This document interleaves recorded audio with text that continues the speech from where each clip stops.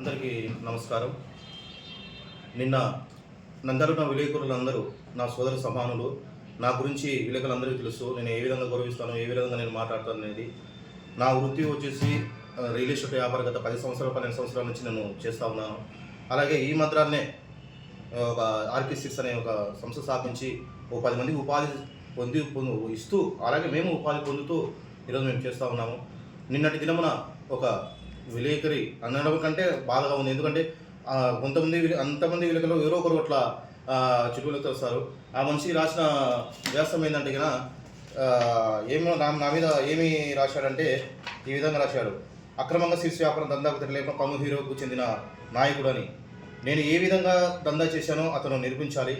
ఈరోజు ఒక సంస్థను స్థాపించినప్పుడు దానికి ఎన్నో పర్మిషన్లు ఉంటాయి, ఎన్నో అనుమతులు ఉంటాయి. అన్ని అనుమతులు తీసుకొని లీగల్గానే నేను మిల్లు నడుపుతున్నాను తప్ప అదనంగా నడిపేయలేదు. మీ స్వార్థం కోసము మీకేదో నేను ఇవ్వలేదనే ఉద్దేశంతో ఒక మనిషిని బ్లైండ్ చేయడం అనేది చాలా తప్పు. నేను ఈ విధంగా విలేకరులకు తెలియజేస్తున్నాను. మీరందరూ విలేకరులు కూడా నాకు మద్దతు తెలియజేస్తున్నాను. ఎందుకంటే ఒక దళిత కుటుంబానికి చెందిన వానిగా నేను ఈరోజు స్థాపించి నేను ఏ మచ్చ లేకుండా ఇన్ని రోజులు నేను నడిపించుకుంటూ వస్తే ఈరోజు నేను రియల్ ఎస్టేట్ దందా చేస్తున్నాను అంటున్నాడు. రియల్ ఎస్టేట్ దందా నేను 12 సంవత్సరాల నుంచి రియల్ ఎస్టేట్ నేను చేస్తూ ఉన్నాను. ఈరోజు నాకు అన్నం పెట్టిన పనిని ఈరోజు రియల్ ఎస్టేట్ దందా అంటే నేను ఏమైనా ఒక కబ్జా చేశానా, ఒక దొంగ ప్లాట్ అమ్మానా, ఏమి చేస్తే ఇన్ని సంవత్సరాలు ఒకరైనా నా మీద వచ్చి పోలీసులు కంప్లైంట్ ఇస్తారు కదా. నేను దందా చేసినా అనేది తేనా ఈరోజు పోలీసులు కంప్లైంట్ ఇచ్చు, ఎన్నో స్పందన జరుగుతుంది, ఎంజాయ్ చేయొచ్చు. ఇంతవరకు నా మీద మచ్చ లేకుండా ఈరోజు నేను మార్కెట్లో జీవిస్తూ ఉంటే కొంతమంది అతను విలేకరి వెనుకల ఎవరున్నారో నాకు తెలియదు. ఇలాంటి పెద్ద వ్యక్తులు ఉండి ఈ విధంగా నన్ను బ్లైండ్ చేయడం అనేది నన్ను మనసుకు చాలా బాధ కలిగించింది. ఎంత బాధ కలిగించింది అంటే కన్నా నేను కష్టపడి ఈరోజు 10 మందికి ఉపాధి ఇస్తూ నేను ఉపాధి పొందుతూ ఉన్న నన్ను ఈరోజు నేను సీడ్ దందా చేస్తున్నానంట, రియల్ ఎస్టేట్ దందా చేస్తున్నానంట.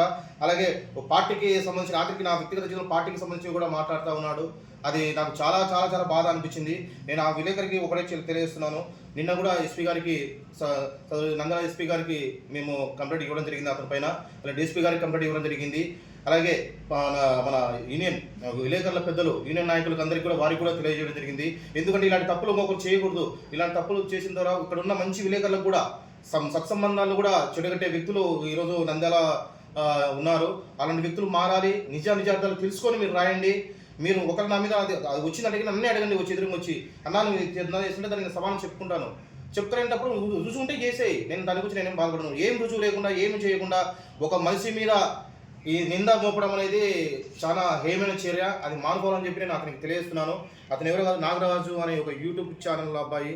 ఆ అబ్బాయికి ఏమొస్తుందో నాకు తెలియదు, కానీ అతని ఎన్నికల ఎవరెవరు ఉండి నడిపిస్తున్నారో వాళ్ళందరికీ నేను చెప్తున్నాను. ఈరోజు అతని మీద పరువు నష్ట దావా చేసినాను.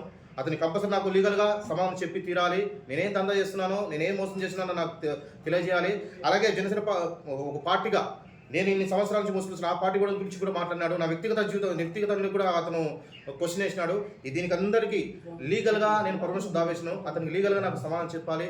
ఇప్పటికీ నంద్యాల విలేకరు అందరికీ నేను కోరుకుంటున్నాను. విలేకరు అందరూ నా సోదర సమానులు, అందరూ అన్నగారు, మీరందరూ నాకు మద్దతు తెలియజేయాలని చెప్పి నేను కోరుకుంటున్నాను.